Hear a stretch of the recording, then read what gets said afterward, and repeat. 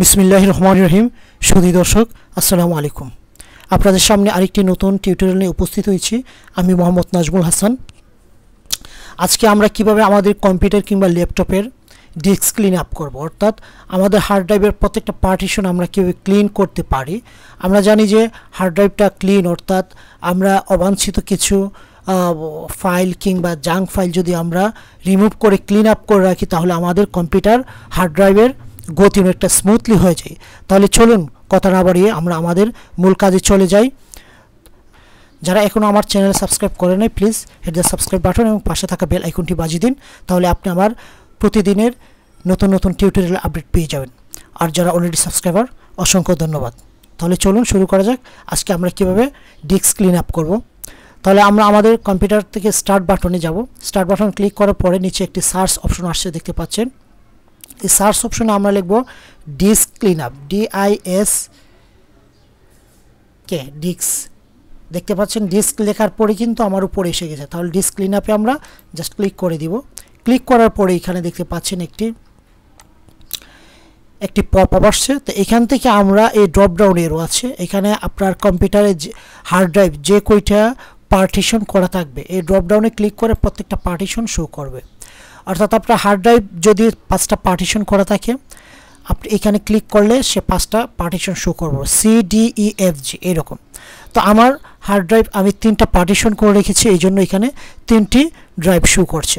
তো আমি যদি প্রথম সিটাকে আমি ক্লিন আপ করতে চাই, এই সিটা আমি ডিফল্ট আকারে এটা এখানে সিলেক্ট থাকা অবস্থায় আমরা ওকেতে ক্লিক করব। ওকেতে ক্লিক করার পর দেখতে পাচ্ছেন যে এখানে নতুন আরেকটি উইন্ডো আসবে।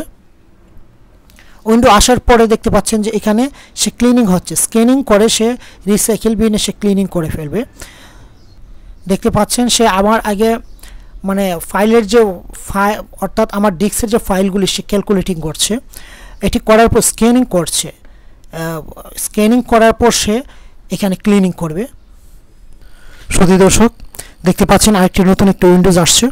তো এখানে আমরা আমাদের এই অবস্থা থাকা আমরা জাস্ট এটা ওকে করে দিব। দেখতে পাচ্ছেন আমরা ওকেতে ক্লিক করে দিব। ওকেতে ক্লিক করার পর বলছে যে ডিলিট দ্য ফাইল। হ্যাঁ, ইয়েস, ডিলিট ফাইল। তাহলে সে কিন্তু এখন ক্লিনিং করছে। প্রথম সে ক্যালকুলেটিং, অর্থাৎ আমার ফাইলগুলো স্ক্যানিং করে সে বের করছে, এখন সে রিসাইকেল বিনে ক্লিনিং করে ফেলে দিচ্ছে। সুধী দর্শক, দেখতে পাচ্ছেন আমার C drive clean up complete হয়ে গেছে। তো আমরা এখন ডি করে নিব, অর্থাৎ এরকমভাবে প্রত্যেকটি ড্রাইভ ক্লিন আপ করে নিব। জাস্ট ডি সিলেক্ট করে নেবেন। সিলেক্ট করার পর ওকে দিয়ে দিবেন। ওকে দেওয়ার পরে সে রিসাইকেল বিনে, অর্থাৎ সেখানে রিসাইকেল বিনে সে পাঠাবে। এখানে 0 আছে, তো আমরা ডিলিট ফাইল ওকে করে দিলাম। দেওয়ার পর সে কিন্তু ক্লিন আপ করে ফেলছে। আবার আমরা সার্চে যাব। যাওয়ার পরে আমরা সেম ডিস্ক ক্লিন আপ লিখব।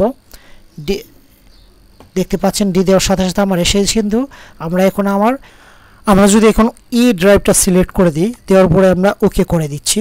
ওকে করে দেওয়ার পরে এখানে কিন্তু দেখাচ্ছে যে আমার এখানে জাঙ্ক কত জিবি আছে রিসাইকেল বিনে। তো আমরা জাস্ট এখান থেকে ওকে ফ্রেশ করে দিব। ওকে ফ্রেশ করার পর বলছে ডিলিট ফাইলস। হ্যাঁ, ওকে আমি করে দিলাম। দেওয়ার পর সে কিন্তু অলরেডি ক্লিন করে ফেলছে।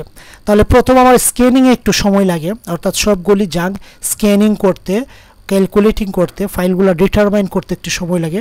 পরে কিন্তু আমার ডিলিট কিংবা রিমুভের ক্ষেত্রে ওই রকম সময় লাগে না। তো আপনারা খুব সহজে আমার এই সিস্টেমে আপনাদের হার্ড ড্রাইভগুলি খুব সহজে ডিস্ক ক্লিন আপ করে নিতে পারেন। এতে আপনার কম্পিউটার গতি অনেকটা বেড়ে যাবে। তো আশা করি ভিডিওটি যদি ভালো লাগে কিংবা আপনার উপকারে আসে, হিট দ্য সাবস্ক্রাইব বাটন এবং পাশে থাকা বেল আইকনটি বাজিয়ে দিবেন। আবারও আপনাদের সামনে নতুন কোনো ভিডিও নিয়ে উপস্থিত হব। ততক্ষণ ভালো থাকুন। আজকে এখানে শেষ করছি। আল্লাহ হাফেজ।